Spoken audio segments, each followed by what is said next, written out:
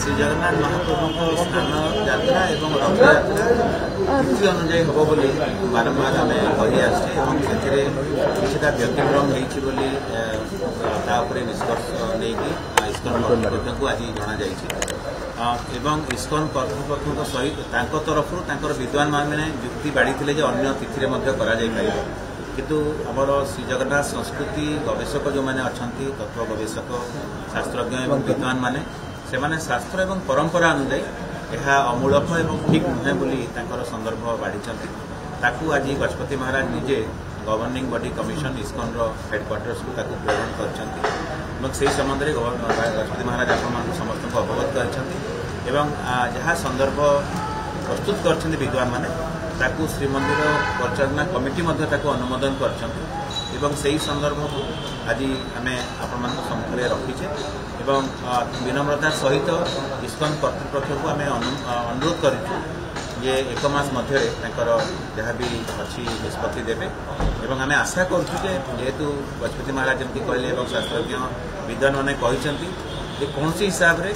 श्री जगन्नाथ महाप्रभुंर जहाँ भी जानी यात्रा व पर्वपणी अच्छी एवं विशेषकर स्नान पूर्णिमा और रथयात्रा अन्य कौन तिथि में हो पार ना से हिसाब से अनुपालन करेंगे बोली आम विनम्र नवेदन करेदन करदी यार किसी विरुद्धाचरण होते कोटि कोटि जगन्नाथ प्रेमी भक्त मान धार्मिक भावना किसी आसला सैड किसी रिप्लाय जहाँ आलोचना है डिस्कसन कर मासे भितर कौन कौन जड़े अध्ययन पर कौन कर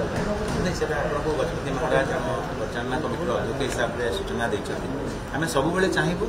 जे से जेहेतु शास्त्र सम्मत यह चिंताधारा एवं परंपरा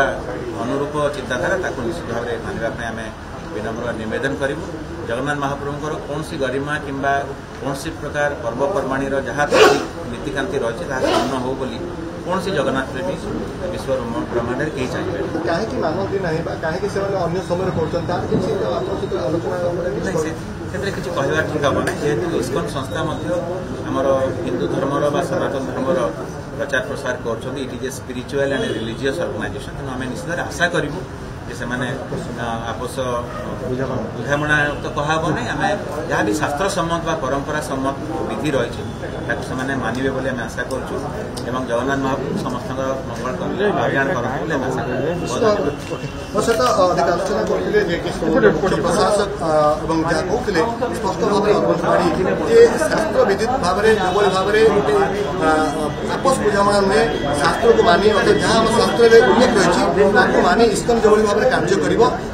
मसे अल्टिमेटम दि जाए अर्थात मसे समय दि जाए समय भितर जदि आपस समाधान न हुए परवर्ती कार्य जहाँ गजपति महाराज कहते आईनगत दिग को जापे तेणु यहाँ श्रीमंदिर परिचालना कमिटी और जो मैंने द्वितीय व्यक्ति मैंने आसते सहित आलोचना पर जहाँ परवर्ती निष्पत्ति भुवनेश्वर कैमेरा पर्सन रोहन रश्मि रंजन दास।